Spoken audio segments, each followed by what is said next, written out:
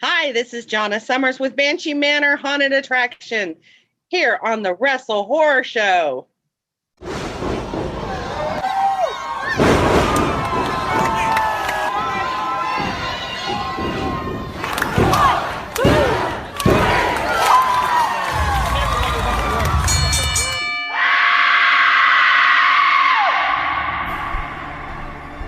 Ladies and gentlemen, welcome to WrestleHorror.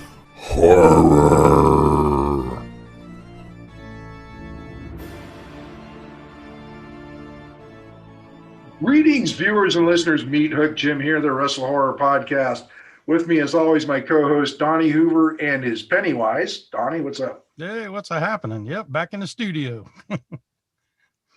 Joining us this week is Jonna Summer. She is the owner and operator of Banshee Manor Haunted Attraction in Fayetteville, Arkansas. Jonna, how are you this evening? I am raring to go. What do y'all want to talk about today? Well, let's talk about wrestling. Let's talk about horror. Let's talk about Halloween. Let's get it all wrapped up into a big, scary bow. Sounds great. So let's start out with, let's talk about Banshee Manor. Tell us a little bit about Banshee Manor. Banshee Manor is a very small haunt. We're getting ready to go into our 6th season, and we are not a conventional haunt in a couple of different ways. First off, it is very story and actor driven. And I did that because we are small. We have several neighbors that are much larger haunts. So whenever I was a home haunter and I was, striving and getting prepared and doing everything I needed to work towards becoming a professional haunter, I was like, I can't beat them in size. I can't beat them in numbers. I can't beat them in budget. What can I do? I can offer something that no one else in the area is doing. So I came up with this unique storyline of Banshee Manor is a Scottish medieval castle. The Clan McCrawley, because they're evil and ruthless, giving you the Reader's Digest version of the backstory, because they're so evil and ruthless that the Banshee grew tired of all of her weeping and wailing and having to escort so many people, across the River Styx, that she basically decides she's going to punish the McCrawley clan, trap them within the walls of their manor, along with the souls of their victims, until, they become insane themselves. And so whenever you go into Banshee Manor, everything is themed. Everyone's speaking with a Scottish accent. And it is a continuous story that goes through the entire haunt.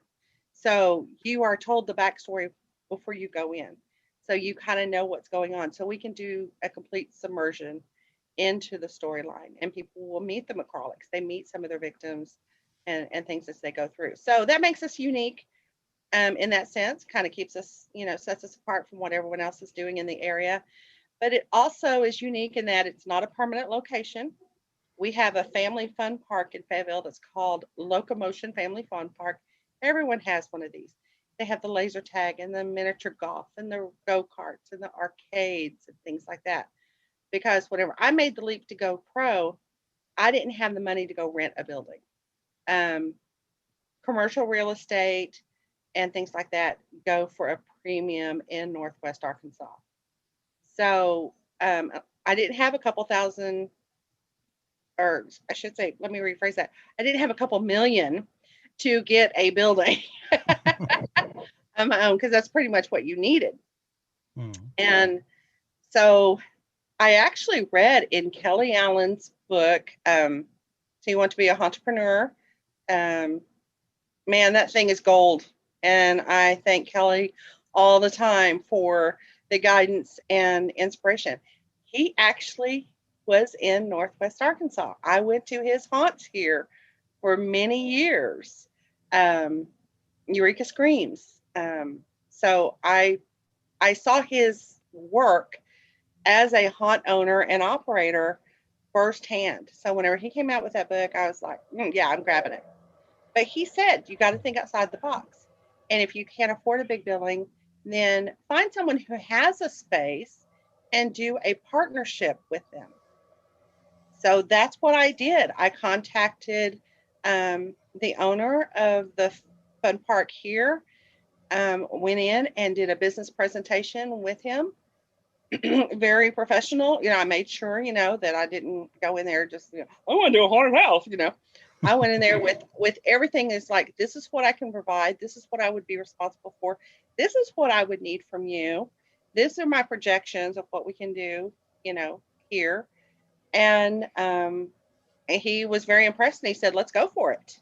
So what I do is the first week of October is I go in. We have 11 days. Repeat, 11 days to put the entire haunt up. We take over part of his patio, and we take over the entire laser tag room. And he has to shut down that area while we're there, and he knows that. But we have 11 days to move everything out of storage, my garage, my bedroom, closet, under the bed, wherever I've got stuff stashed, which is everywhere, to get it all to Locomotion. And it rises from the ashes every fall. And then we tear it all down in one day at the end of October. Wow. Or November 1st. We tear it all down. So that's the other thing that's very unique is I have to be able to change it up, improve it, make it bigger, better every year in a very limited space and a very limited time frame. So it can be done, people. It can be done. I am proof of that.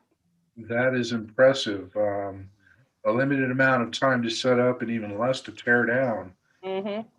How much help do you have doing that? I have a great team. I do have a house manager, and that is his main responsibility. He runs the house during the actual show. Make sure everything's taken care of, make sure everything's running. If a light goes out or if an actor needs a drink or whatever, he runs all of that for me. And then we have a team of part of the actors who also helps. So we've gotten it like walls are numbered, so we make sure they go up in the right order. I have the floor plan all written out and everything. So the actual construction of getting the walls up, probably, it fluctuates about 4 to 5 people. Mm-hmm. And then and it sounds sexist, so please don't take it that way, but once the guys go through and do the heavy lifting and get the walls up and get done with their power tools.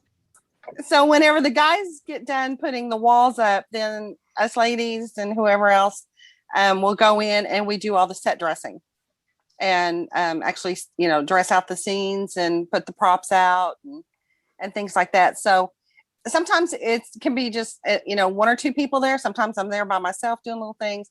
Other times I can have, pretty much the whole cast there helping to put things up. And I do have a cast of about, usually around 25 people, 25 to 27 people. Cool. So now you say your haunt's a little more story driven because it's a smaller haunt as opposed to having like big elaborate props and sets and all that. Mm-hmm. Now, if you did have like a bigger haunt, do you think you would go away from the story driven haunt, or would you stick with that? I think I would stick to it. I actually prefer it. Mm-hmm. I think there is a place for some props or animatronics. Let's say animatronics, not just props. Everyone has props, but animatronics. But they can be unreliable. Mm-hmm. If you have a very big group, they can get triggered at the wrong time. So that if you've got people in the back of the group, they don't see it. Because I've actually had that happen myself when I've gone through a haunt. I end up in the very back. And I get there just in time to see the prop kind of resetting. And I'm like, oh, well, I'm sure that was cool. I'm not a big fan of the noise that a lot of pneumatics put off as well. So the only animatronics I have in my haunt right now is I do have a dragon and it flaps its wings. It's one of those winter dragons, and it blows some smoke. That's it. But it's not something that's triggered. Ankle blasters, that's about the closest thing to any kind of, So that's it. The rest is all actors, Nice. Actors can adapt. Actors can adjust, what they're doing. If something's not working, then they can adjust and make it better. They improv a little bit better to, you know, kind of make it personal to that particular group or something, you know. Mhm. You know, animatronics can't do that. But then again, animatronics don't call in sick, Mhm. but they will break down. Right. So that's just my preference. I think animatronics are great. I think if I were to have animatronics, they would probably be more eye candy, like towards the very first of the haunt, Mhm. you know, to kind of get them that ooh ah effect. Or I would use them in conjunction with the, you know, as a distract type thing, and then let the actors still get in there and do something.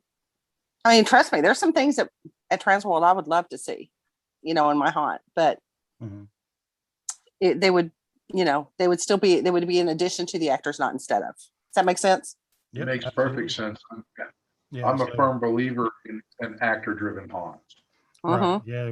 We had a, small haunted trail for a couple years, and I think we only had like one animatronic. It was just a spider, eyes lit up, and it spit at you. But Mm-hmm. everything else was basically just like yours. It was story driven and actor driven. And, Mm-hmm. yeah, if I had to say, the animatronic was probably my least favorite thing about our haunt. You know, I enjoyed all the actors a lot more. Mm-hmm. Well, you know, too, if you have, we've all had those consumers of adult beverages. Hmm. Right. Isaiah, as I sip water, I trust you, it's water. Allergies. I was outside in nature too much yesterday. Um, an animatronic isn't going to be able to react to someone who is being out of line. You Hmm. know, an animatronic isn't going to be able to react or report if there's an injury, you know, if someone falls down or something like that. So that's another thing. Even as small of a haunt as I have, we have security cameras. We do a fire drill. We talk about, you know, we have codes, you know, Hmm. um, and we discuss all of that, you know, and if there is a code blue, which we use for medical, if there is a code blue in your area, what do you do? If you hear code blue in another area, what do you do? We go through all of that. And I'm also proud of the fact that my haunt is ADA compliant. We've had several people go through with wheelchairs that are thrilled because, I mean, they might have to bypass like one tiny area or something like that, but we make sure that they get to see at least 90% of the haunt and experience it just like anybody else. And we have had people, especially parents of like teenagers, you know, who are like, thank you so much, because this is the only way our kid would have been able to experience this. Because everyone else, you know, no one else was ADA compliant. And at first I thought it was kind of a pain in the butt. And then occasionally it still is a pain in the butt. You know, it's like, you know, my house manager will come to me and go, yeah, that's not going to work. We're going to have to move this over and stuff. So, I mean, that's it. But at the same time, I am proud of the fact that we do that. Yep. So, Very cool. So let me ask you this, Jonna, regarding your story. mhm. How much of it do you change or do you change it? The backstory itself does not change at all. Okay. Okay. And I wrote it on purpose because it's not, I think the shorter and sweeter to the point your backstory is, the more leadway you have. I'm not a fan of these 3-page backstories. Mine is basically a paragraph, if that much, because the more detail you get, the more you're locked into sticking to that detail. So what I do is I focus on different things. For instance, we had a gentleman who played Laird McCarlick, and for health reasons, he did not participate last year.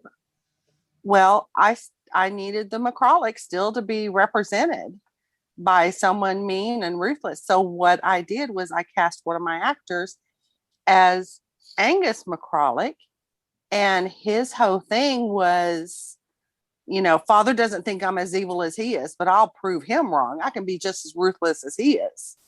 I can be just as evil and stuff. And we actually, the actor's wife is a great artist. And so she actually painted a portrait of Laird McCrawley that the son talks to. So it continues that story, but yet I didn't have to change my storyline. Right. You know what I mean? Mhm. One year I focused more on the victims of the McCrawlicks, and another year more of the McCrawlicks. Okay. This year we're focusing on the Jesters, because everyone, the whole clown thing. And people would ask, because I usually work in the queue, and people ask, do you have clowns in there? And my simple response is, there are no clowns in a castle, you silly child. I'm not lying. There's not. But they had jesters. So I have a great big area that's called Jester's Revenge. And it's basically the whole clown thing, black lights, lots of colors, and they're just getting bombarded by these jesters. One year I did a dark forest. We did the whole back part of the haunt was mythical creatures and fairies and orcs, and I put the dragon back there instead of in the castle and things like that. So there's ways to change up the storyline, change up your rooms, change up your props without losing the true theme and backstory of the haunt. Okay. So I say anyone who needs a backstory, short and simple, is much easier. I've actually written backstories for different haunts who have, called out to Haunters Hangout saying, hey, I need help with a backstory. And I've reached out and helped a couple of them and then given them ideas on how they can use that theme, what type of rooms and characters they can have to go with that. I actually wrote what started out as a book, but it ended up being an audio drama podcast based on Banshee Manor's backstory. And it was called Buying Ghost. If you want to listen to those, it's just 10 short episodes. It's actually on the Banshee Manor YouTube. Be nice, because I'd never done anything like that before. But it's a fun story because I got to thinking one day, I was like, how would I want to, if I really got tired of the medieval thing, how could I keep the name and keep everything intact so I don't have to do a total new rebranding, but yet move it in the future? Well, so basically in Buying Ghost, a wife convinces her husband to buy an old haunted Victorian house with the intention of putting in a bed and breakfast, and the whole attraction or shtick for the people to come to this particular bed and breakfast would be the fact that it's haunted. Come and do ghost hunting. Have you ever done a ghost hunt? I went on a ghost hunt recently to the Missouri State Penitentiary. It's a blast. But she's going to capitalize on that whole shtick of, hey, come and stay in an actual haunted bed and breakfast. The problem is they get there and it actually is haunted by descendants of the McCrawlicks. And that's all I'm going to tell you about that. You'd have to listen to find out anything else. But, if I was to strike it rich, then I could keep my medieval theme haunt, and I could add a second haunt at the same location and do a Victorian theme there based on the Buying Ghost. Mm-hmm. So don't limit yourself. Don't ever limit yourself. Use your imagination. I've never met a haunter that didn't have a good imagination. Right? Yep, I agree. And just to throw it out there, I'm actually a paranormal investigator as well. Very cool. So you've heard of the Missouri State Penitentiary, I'm sure. I have. I haven't been there, but I have been to places like Waverly Hills Sanatorium in Louisville. Nice. Nice. Moundsville Penitentiary in Moundsville, West Virginia. Yeah. I've investigated a couple of homes.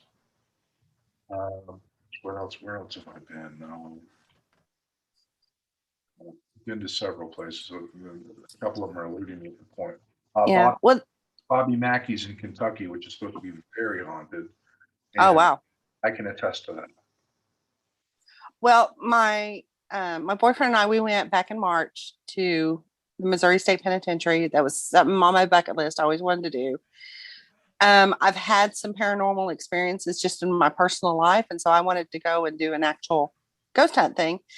And we went through, this was through a company called Ghost Hunt USA, and they were great. We had a wonderful time. I bought a shirt that says "I did it all night" on the back with Ghost Hunt USA. I probably need to change that to "I did it until 3 a.m." because my butt got tired. But it was really cool. We had some amazing experiences, great memories and stuff. My only thing is, it is a big group. I would really, if I ever go ghost hunting again, I want to go with a small group. Yes. A small group to do it, instead of how we did it. But yeah, it was really cool. It was really, really cool. Excellent. That sounds great. So I'm going to shift. Donnie, do you have any other questions before I shift gears? Yeah, actually, I did. On you had mentioned, which is a great piece of advice for haunters out there, to keep your backstory short and simple, so you can go in multiple directions and not paint yourself into a corner per se. That's a great way to put it. Yeah, and the same would hold true for, I would say, I don't know if the same hold true. I guess that's my question for haunt actors, like their characters, and also pro wrestling characters. Would you also think that being broad and general in your backstory, keeping it short, so you could, evolve the character, or would you say you want to dig deep into a haunt character? I say again, keep it. Don't paint yourself as, that's a great term. Don't paint yourself into a corner. Because if it's something you're going to be doing for a long time, you're going to get bored with it. And if you get bored with it, you're not going to put as much passion into it, So you do want a little bit of give to, to change it up a little bit. A clown can be a clown, but I don't think any clown just needs to be a clown. Why are you pissed off? Clowns are supposed to be happy. Why do you want to kill me instead? You have to have motivation. Think of any of your favorite longtime TV shows. If those characters don't grow, if they don't change, if they don't evolve, they become stale and you lose interest.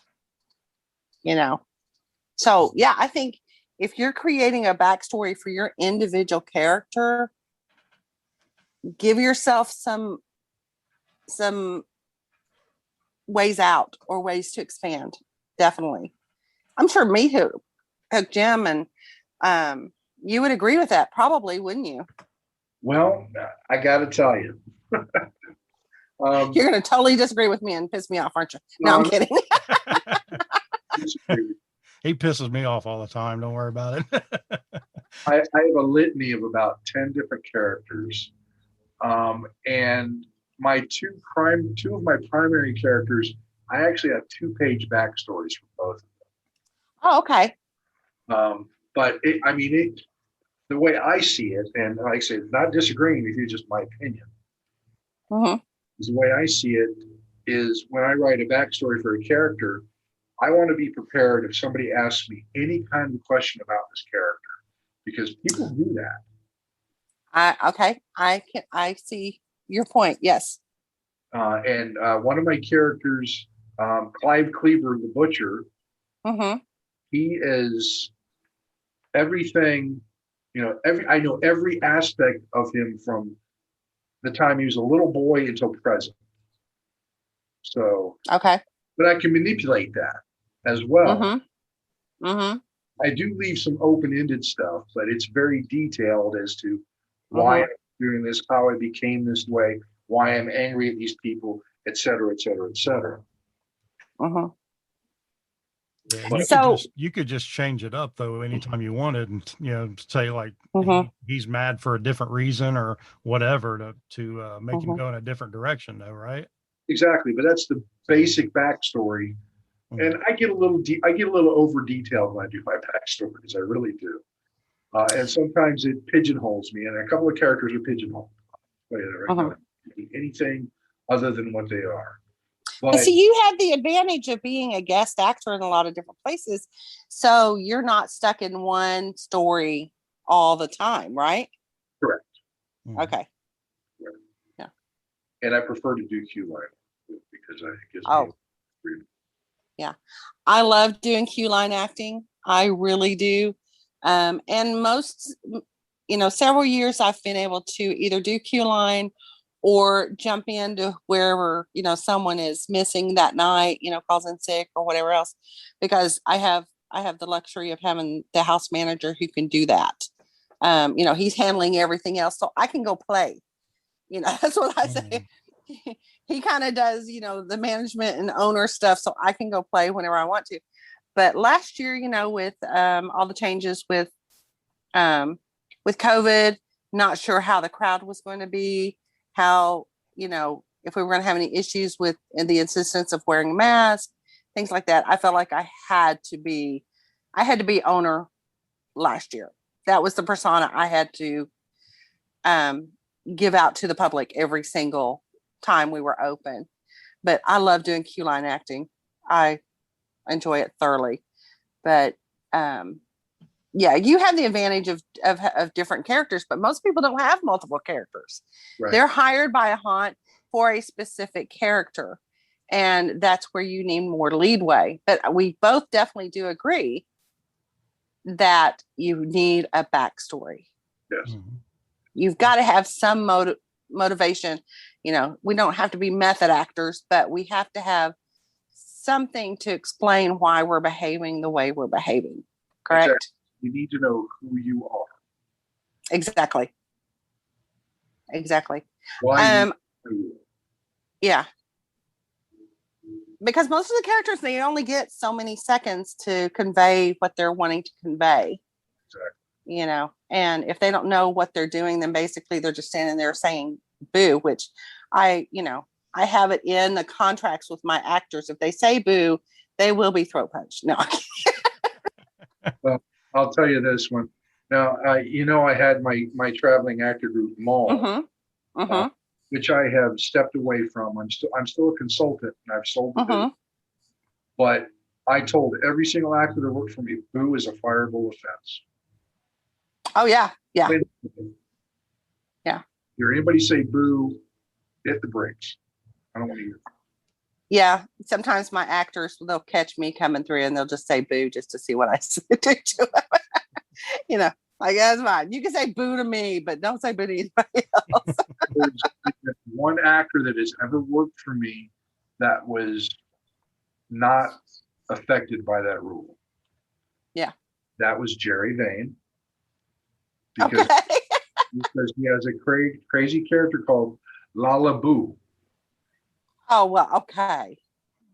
And I helped him create the character. Well, he created the character. I gave him the straitjacket. And he would just go around really creepy like he does with a voice sometimes. Lala Boo. Only person ever not get fired for Boo. Yeah, well, that's a little different. Yeah, I can see that. But if you're in a serious scene and you go boo, bye. Got no use for it. Man, you're a mean boss, Jim. Probably sometimes. Well, don't you think it'd be fun though if you had a haunted house just to have like one actor and that would be their job, is to try to scare people saying boo, just to see how many times they could make somebody jump? Go ahead, Jonna. I was just going to say that would be, a good challenge for your auditions. Right. Yeah. I was going to say, that's got some merit. So I'm gonna change gears a little bit now. Righty. And I'm going to ask you, how did you get involved? I mean, what intrigued you about horror, or did it intrigue you when you were growing up? It started up, being raised in the bottom of a cage in a witch's hut, and just I've always, okay, so my earliest memory of really liking scary things was whenever I was a kid watching Dark Shadows. And I'm sure there's a lot of us at the same age group, Yes. you know, who grew up watching Dark Shadows. And I've recently been rewatching it because it's available on Amazon Prime. Mhm. And there's so many things. To me, I feel like I'm watching it for the first time because I was so young when I watched it that there's so many things I don't remember about it. You know, so for me, it's really been fun, you know, like, oh yeah, I remember that person. Okay, yeah, you know, and kind of reliving that. But I've always liked scary, spooky things. Okay. And fortunately, my parents would let me read, you know, scary. I mean, my first R-rated movie was Amityville Horror Okay. whenever it was in the theaters. And my oldest sister, God rest her soul, she lied to get me into that movie because I was underage. I was like 13 or 14 and it was R-rated. And they said, well, she has to come in with a parent or a guardian. And she's like, our parents are dead. I am her guardian. And lied to get me Okay. in my first R-rated movie. Her boyfriend then became husband of 40 plus years. He would take us to the JC's haunted houses back in the 70s, whenever those first came around in the area. Right. And I just thought those were the coolest things ever. So scary movies and reading scary books and then going to the haunted houses. It was just, you know, I just always loved it. Just loved it. And growing up, I always wanted to be an entertainer. So I love that aspect of it and things like that. And basically what I'm doing at 50 years old is I'm doing all the things I wanted to do as a kid. You know, I always thought it'd be really cool to work and own a haunted house. And it took a long time for me to remind myself of that passion and finally go through the process of making it happen. But I'm doing it. I love acting. So I not only act with the haunted house, I've guest acted at other haunted houses. I've done community theater. I've done audio dramas. I've done radio theater. I also work for a murder mystery dinner theater, you know, where I do all of that. I always wanted to be a writer and write my own scary story. And I did that through Buying Ghost. So just because you can't go to Hollywood and do something doesn't mean you can't live your dreams in your own backyard. And that's what I feel like I'm doing, is living my childhood dreams now. It's all about the passion. And if you're living your childhood dreams, it doesn't matter if you're in Hollywood or not, as long as you're happy with it. Yeah. You know, I love entertaining people. I love making people laugh.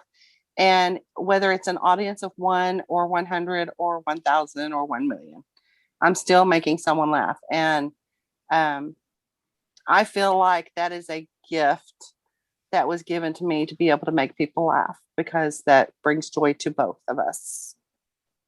And I mean, my crack is, I mean, this is everybody who in the haunted industry usually. Nothing makes my heart sing more than hearing someone scream and then immediately start giggling. Yep. That's my favorite thing as well. Mm-hmm. Just that sound. Oh, yes. That is sweet, sweet music to my ears. Yep. So yeah, you got to be passionate about it. And people know my kids and I, my adult children, I have a rule that we have to have at least, you know, a certain amount of conversation about other things before I bring up the haunted house. It's like, okay, I asked you how you're doing, asked how your spouse is doing, asked about your kids, asked about your job. Now can we talk about my haunt? got a little checklist she has to go through. Yes. Huh? Yes, I do. I will tell you a kind of sad or melancholy story is my oldest sister was always my biggest fan. She was great encourager. She would wear her Banshee Manor shirt anywhere and everywhere she could. As soon as, pretty much as soon as September hit, she would start wearing, her Banshee Manor shirt. And opening night, her and her husband were always, there first in line to go through the haunt and stuff. And she passed away last June, almost a year. Sorry, didn't mean to cry. But good. Her son, her youngest son, had not been to my haunt. And so he came to my haunt last year. And he said, now I know why Deb, or Mom, my sister Deb, he said, now I know why Mom was so proud of you. Cool. Yeah, it's your cool. passion. It's your passion. Cut this part out. Nobody wants to hear me cry. Yeah. It is passion. You got to do it. Mm-hmm. Yeah. Yeah. Okay, let's talk about The Undertaker or something. I guess I was just Gary say I was the same way with wrestling. When I first started wrestling, my dad said I was dumb and stupid and wasting my time. And then after I got involved with it and started training and started wrestling, him and my mom ended up being my biggest fans. They'd come to all my matches, and they would like make signs with me on it and all that. And so, yeah, I totally get that, what you're saying on that one. Yeah. Well, people indulge you whenever you say, one of these days I'm going to do such and such. And it's like, whenever you tell your dad, at, 6 years old, I'm going to grow up and be a professional baseball player, and you, hon, sure you are, son. That's great, Mm-hmm. And they indulge you and they kind of humor you. But then whenever they see that you're actually doing it, then it's, they're like, you really freaking did it, Right. Yep. And so yeah, it was pretty cool. Yeah. See, I had my parents. First of all, I couldn't watch a horror movie until I was 18 without getting horribly scared. Believe it or not. I find that very hard to believe. It is true that I would get terrified. But I don't know. I guess a switch flipped when I was 18. And then at 21, I formed a Rocky Horror Live cast with a friend of mine. Oh, cool. And for the next 11 years, I did that. And my parents were like, why are you wasting your time doing this? Why are you wasting your time? Because I like it. And my mom's sister, my aunt, she said, oh, that's Rocky Horror is the devil and stuff. And I said, okay. It's you. So I played Eddie and Dr. Scott. Those were my two characters. So I went into my bedroom because I was still living at home. And I got on my Dr. Scott costume with my fishnets and my heels, my suit jacket and everything. And I walked out and I said, what's devilish about this? Did 2020 take its toll on your fitness? Well, body slam the pandemic and get back in shape with WrestleFit. This innovative program combines all the fitness regimens you'll need to reach your goals. The WrestleFit workout will bring strength training, cardio, and the world of professional wrestling together in a fun, new, and exciting way. Have yourself a blast working out with dumbbells, kettlebells, slam balls, ropes, tires, and an 18-foot full-size wrestling ring. The WrestleFit workout isn't just for pro wrestlers. The WrestleFit workout is for everybody. At the Now Training Center, you can pursue your fitness goals and learn how to train like a professional wrestler without all the bumps, bruises, and slams with the WrestleFit workout. Go to www.newohiowrestling.com/training for more information, or stop by the Now Training Center at 625 Eastgate Parkway, Blacklick, Ohio, 43004, Unit 6137. Okay, so my aunt didn't talk to me for about 2 years after that. Mm-hmm. Fast forward, and I moved up to Ohio because I was living in Florida at the time. Mm-hmm. And I moved up to Ohio, and I got involved in Kings Island and their Halloween haunt, which was I've been doing home haunts for years. This was my first chance to actually make a paycheck. and it was just absolutely incredible. But my dad still was like, "You still doing it?" Dad, I like to entertain people. And mom being mom at the time, you know how moms are. Okay, son, whatever you want to do. Mm-hmm. Dads are a little more critical. So fast forward to 2013, I took my dad to a sci-fi and horror convention in South Carolina with me, and Big Scary Show was covering it. Me and Drew were there, and along with my dad. And after we left, and we're heading back up to North Carolina so Dad could take me to the airport, we had to make a stop at a friend's house, and Dad was going around introducing me. This is my oldest son, Jim. He scares people for a living. He Very finally cool. got it.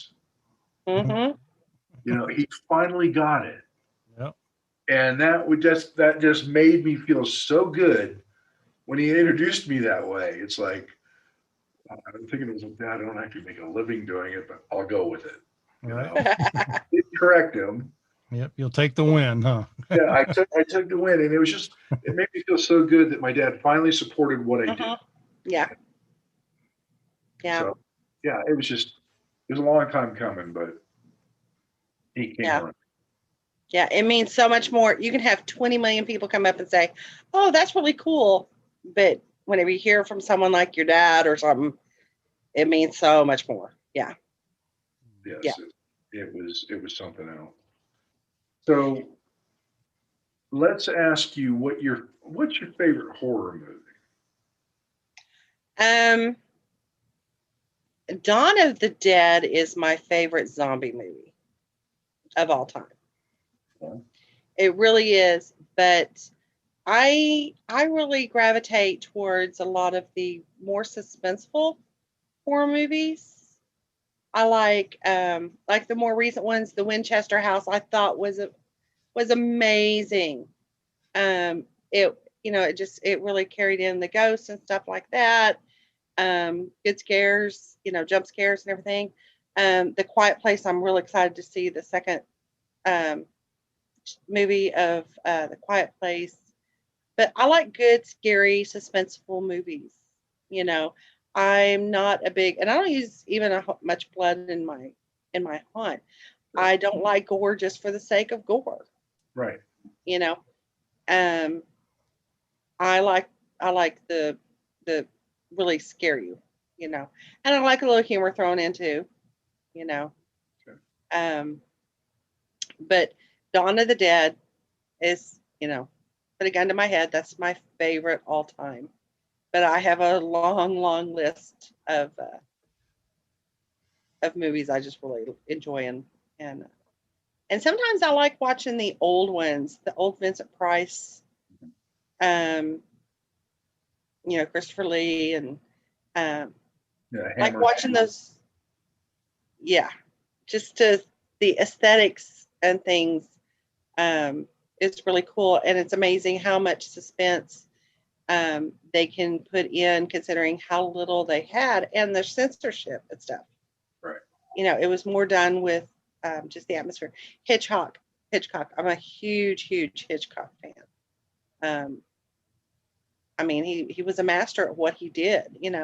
To be able to do the psycho shower scene and never see any actual stabbing, and things. It's near impossible to see that type of art nowadays that can still convey the same feelings and emotions, Mm-hmm. So I don't think blood does not equal scare, I agree. in my opinion. Does that make sense? Yeah. I think it's all about the emotions and the build up and things like that. They're a lot scarier. Oh, yeah. Yeah, definitely in the brain. Definitely get them in the brain, make them get to thinking about it. I like the misdirect scares rather than someone necessarily coming straight in your face. Right. Because as haunter, sometimes it's hard for us to get scared. And I love getting scared. but it's sometimes we get so, oh, well, I know this is going to be here, or, oh, I wonder how they did that lighting, or where'd they buy that, or that's a neat trick, I'm stealing that. Those type of things. It's hard for us to get scared. So whenever someone does catch me off guard because I'm paying attention to something else, and they do scare me, I'm just like thrilled to, to my core. Like, yeah, you got me. We're jaded. We are jaded. We are.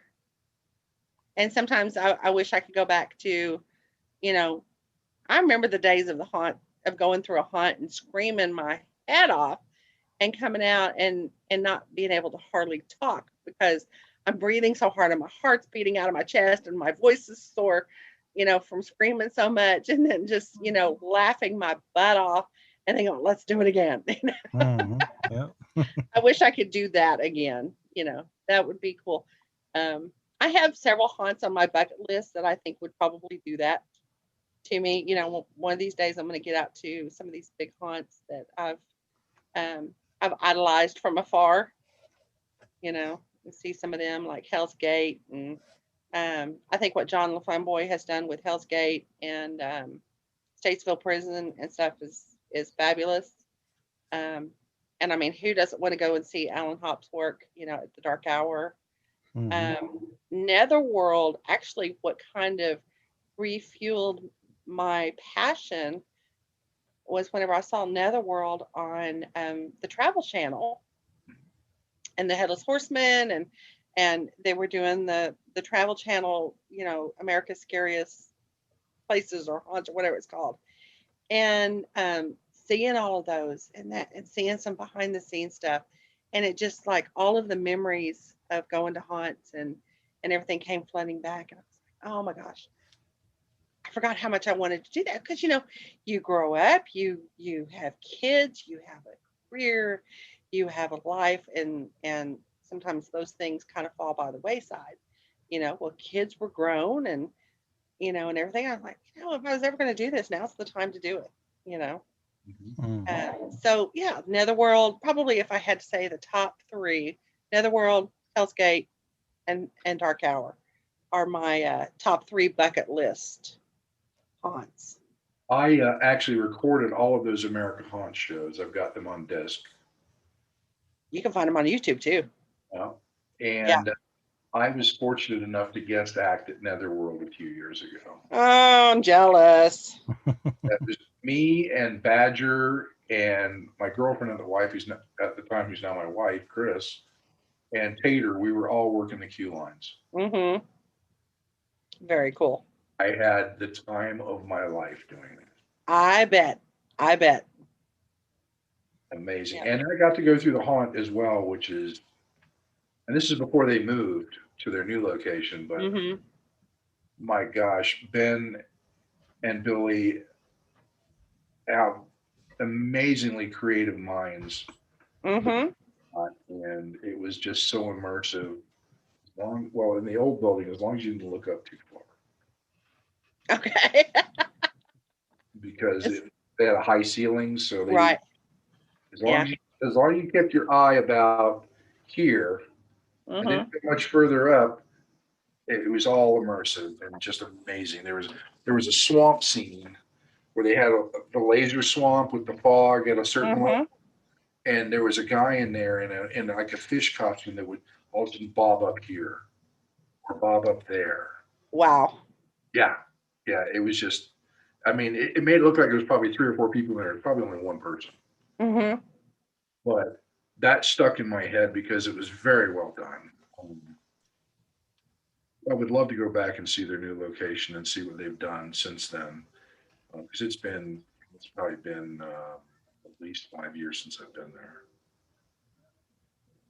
But I miss it. So, how do you feel about? Now I'm going to interview you.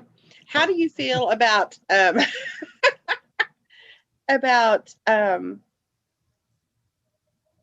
of the new technology that is out there available to us as haunt owners now? Do you think too much technology is good, or some of the old school stuff is still good? there's got to be a balance. Yeah. Some of the new technology, like some of these video walls and things like that, where they've got the guy that comes out and there's an axe that pounds through the door. I think that's pretty cool. Yeah. And effective, but you don't need to go overboard with it because still it's got to be actor driven. Technology with lighting is phenomenal now, as opposed to the old days where you had, you know, you had like the little can lights up there and everything, the pin spots and everything. It's got its place as long as it's done the right way. If you try to overdo it and use too much of this new technology, you're going to lose something in the translation and the haunt. I like the technology of like the LED lights because you don't have to worry so much about them setting fire to your haunt, you know, versus the big old floodlights and things that you used to use to light a whole room. You know, I like that. My problem is a lot of technology is it's either out of my price range or it is out of my my knowledge base as to how to, I don't know how to do programming for, you know, where everything goes off a certain switchboard and stuff. I don't know how to do any of that. DMXs and stuff like that. Yeah. Yeah. Whatever they're called. I don't even know what they're called. So I tend to stick to the old school. You know, I have a good career with my profession. But basically I go to my 40-hour a week job to provide food for my boxers and fund my haunt. You know, and you know, fortunately, hopefully I can, every year my goal is to pay my actors and make enough money to play again next year. You know, Alan Hobbs even says nobody's going to get rich doing, you know, a haunted house. Well, I think there's a few that have, but anyway, so I stick to small, old school stuff, but I think the technology that is out there definitely has its place and is pretty cool, fun to look at. And then I look at it and then I'm like, okay, now how can I do that with my stuff? Exactly.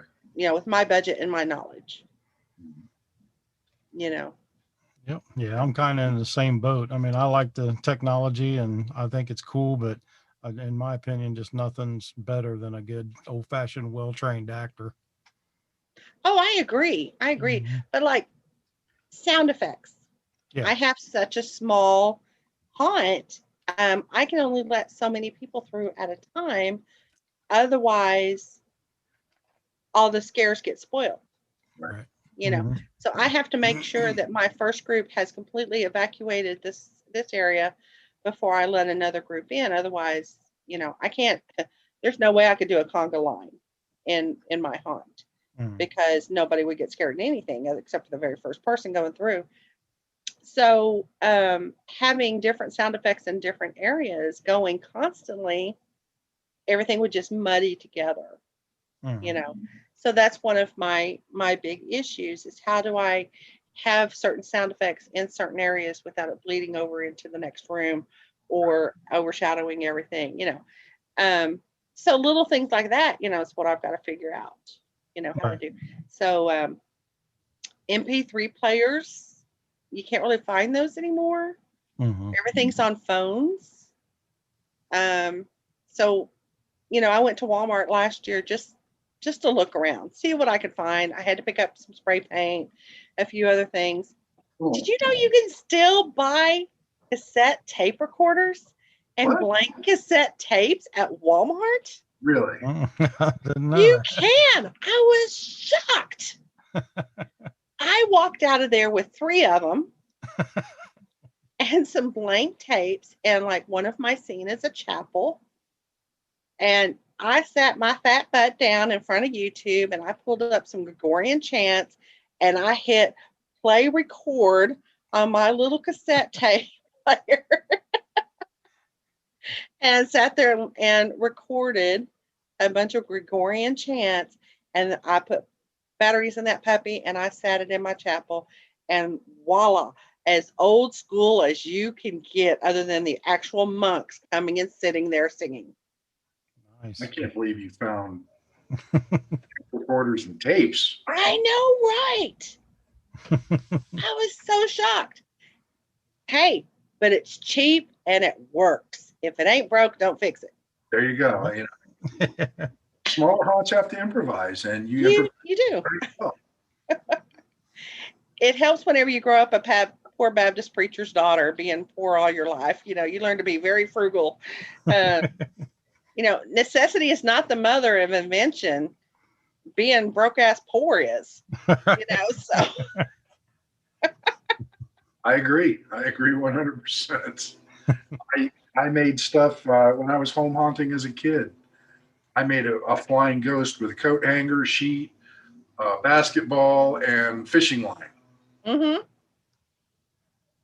It works. And it was effective. That was all. You know, I actually got a really good scare that I used a couple of years ago in my dungeon from Ben Armstrong of Netherworld. Really? And he was talking about how he used to do, when they first started, you know, really simple, you know, gags to scare. And he said what he did was they had a piece of plywood, they had it strung up, put what looked like spikes on it. Mm-hmm. They release it, the thing came down, and it looked like the spikes was going to hit the people standing there. But of course, it slaps against the boards to keep it from going very far. But that slap made a loud noise. And I was like, well, shoot, I can do that, you know. So we built a little frame. We put a rope on it. I took some foam and cut some spiked looking things and glued them on there. And the glue did not work real well. I ended up duct taping them on there. Thank God for black Gorilla Tape. And my dungeon, the executioner, he'd pull the rope as people were coming up parallel to it. And that thing would come down and slap them and scare them, you know, as old school as you can get, but it works, you know. Mm-hmm. My dad gave me some good advice a long time ago. He said, I was going to be doing a speech for school, and he said, if they don't know what you're supposed to say. They don't know what the words are supposed to be. They don't know what's supposed to happen at a certain place. They don't know anything. So as long as you can do something unexpected, or you just keep going like it's supposed to be that way, then just do it. So people going into my haunt, they don't know that I'm supposed to have a $20,000 prop from Gorgalore standing there. No, instead I have someone dressed in white gauzy gown and all painted up, and a fan and a strobe light screaming for real. Mm-hmm. It scares them, it affects them, so they don't realize what other haunts, you know, they're not comparing it. They're just knowing the feeling that you're giving them right then, the show you're giving them right then, you know. Yep, and that's what I was going to say, that's what I'm trying to bring to my segment at the Big Scary Show, is I'm wanting to be encouraging and motivating, and, you know, I want people to stop comparing themselves to, I can't compete with, you know, this is something I want to do, but I can't compete with the big boys. Right. Don't compete with the big boys. Make your own playground. Mm-hmm. Very sage advice. Yeah, from the old crone. Yeah, I was just going to say, similar to what she said, how we always compare wrestling and haunting. That even in wrestling, you know, if you forget a move or you miss a spot that you're supposed to do, you know, don't you know, let the crowd know that you messed up. Just keep going, because they don't know what you were supposed to do. They have no idea. Exactly. Mm-hmm. Yeah. And speaking of wrestling, who's your favorite wrestler? You know what? There's so many. I grew up watching wrestling. Okay. You probably don't even know who. Do you know who Yellow Buck Robley was? sorry. Yellow. They called him Yellow Buck Robley, but it was a wrestling group out of Tulsa, Oklahoma, and they would wrestle on the local Tulsa channel and stuff. And that's who I used to watch, you know. And then I grew up whenever WWF at that time, you know, whenever that became so big in the 80s, you know, that's my time era. You know, and Cyndi Lauper and, you know, celebrities like her, you know, helped make, you know, wrestling cool with Hulk Hogan and all of them. But I mean, who doesn't love Undertaker? I mean, he's fabulous. I love the Hardy Boys. You know, through the years, before Dave Batista became an actor, I was always a big fan of his. I just thought he was hot. I mean, I don't know what else to say. Jeez, I'm just gonna keep it real here. Real here, but I mean, I love that he has, you know, gone on and done other things. But yeah, I've always enjoyed wrestling. I used to always call it, you know, it's a male soap opera. You know, or soap opera in tights. You know, the old ones, I was really sad whenever people that you grew up with watching on TV, you know, whenever you started seeing them kind of past their prime, and you can see, you know, they'd make one last appearance, you know, and stuff, and then you hear they're passing and you know, and stuff, and so that's always kind of hard. But I'll be honest, I don't watch it much anymore. I honestly I probably haven't really watched it in about 5 years. But yeah, there's so many old ones that I remember watching, you know, growing up and with my dad and stuff. I will tell you, my son for a while really got into wrestling. And I took him one time to an old cemetery. We have a Confederate cemetery here in Fayetteville, and I took him there because he's a real history buff, and I was, you know, I am too, and I was, you know, kind of fostering that. We went to the cemetery, and he notices this small little cemetery that's off to the side, you know, kind of away from everything else. And he's like, "What is that for?" And I said, "I don't know." I said, "Maybe it's a small family plot or something." Well, in Fayetteville, Arkansas, at the University of Arkansas, we have this great big huge building, and it's called Old Main. And Old Main has a big clock tower on it. And it does do a large dong on the hour. Okay. Well, my son decided he's going to check out this small little cemetery. And he had watched The Undertaker so much that as he started to step over this little fence border that was around this little cemetery, Old Main went off, dong. His first thought was The Undertaker. His foot never touched the ground. He pulled it back to this side and he said, "I'm ready to go now, Mom." I laughed so hard. I said, "Is The Undertaker coming for you?" And he's like, "Don't know. Not going to wait around to find out." You know, that's how he always came out, you know, was the dong, you know. Love it. But yeah, I like wrestling. I've enjoyed seeing how you've been able to incorporate that, Jim, and kind of live some of your fantasies through wrestling and stuff. Yeah. Are you emceeing still? I'm sorry? Are you emceeing matches? I'm the ring announcer for New Ohio Wrestling, which Donnie owns. So. Oh, okay. All right. I get that now. And where are you guys at in Ohio? Columbus. In Columbus. Okay. Yep. Right in the center. Yeah. Right in the center. We were a match made in hell because he needed help with a podcast and I wanted to be in wrestling. So yeah. It happened. Yeah. When you asked me to do this, I was like, well, I know about horror. I know about haunted houses. I know about wrestling. So I guess whatever they throw at me, I can talk about. Yeah. So. Well, we appreciate it. Oh yeah, absolutely. It's been fun. Donnie has a question for you. Okay. Oh yeah. All right. Well, yeah.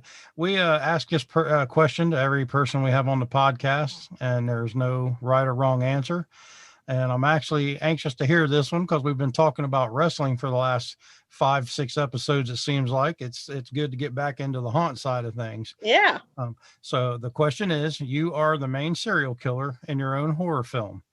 What is your go-to kill? My go-to kill? Mm-hmm. You know what? I think I would have to use a cast iron skillet. Very good. There is something super scary about a fat Southern woman chasing you down with a cast iron skillet. Yeah. So I think that would have to be, if I was a serial killer, that would be me, clobbering your head, maybe taking the brains, frying them up afterwards with little eggs, Like Miss Kate. That's some good vittles. Yeah, be like Miss Kate frying up the squirrel brains on Duck Dynasty. Yes. We have not once had a duplicate answer in all the episodes we've been asking this. Good.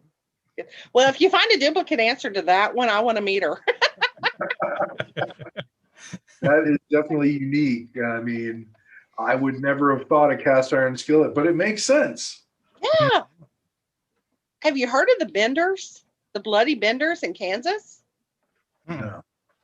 Okay, so there is actually a historical marker in the middle of Kansas, and the Bloody Benders, they used to have, the stagecoaches, or wherever they'd have these little stops, and people could go in and rest their horse for the night and get a little bit of food, and maybe sleep in the barn with their horse or whatever, and then they'd head out the next day. There wasn't any Holiday Inns around back then.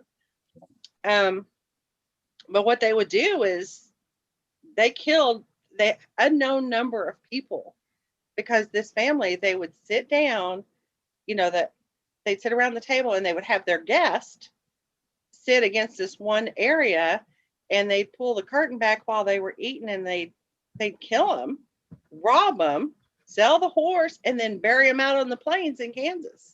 Huh. And they were called the Bloody Benders. And in my mind, I always wondered, did they use a cast iron skillet, or what did they use? Right. So we learned something tonight. Yeah, I'm actually writing that down. I'm going to look that up. Happy to provide. Right. So there might be a movie out about that or something, huh? Actually, I think they may be working on one. Oh, yeah. I heard something about that. My son lives in Kansas. That's how I know about it. So. Nice. So, Jonna, why don't you give everybody all the social media, who, what, when, where, and why about Banshee Manor? Okay, well, basically it's that. BansheeManor.com. You can check out the website. Banshee Manor Facebook page. We have Facebook, Instagram, and recently got into TikTok. So, going to start working on some content for that. You can also hear about me on the Big Scary Show, which I'm so excited about. So that's it. And your segment is called? It's called Ask the Old Crone. Yeah. Excellent. So, Jonna, thank you so much for taking some time to join me here this evening. It's been a great conversation, and we covered everything that WrestleHorror covers. So, good. I mean, it's been fun. It has been absolutely great. Donnie, anything else before we go? Yeah, the only thing I wanted to announce is we touched on it a little bit, but just to remind everybody that New Ohio Wrestling is coming back. We're restarting, and we are having our first event June 27th at our training center in Blacklick, Ohio, just right outside of Columbus.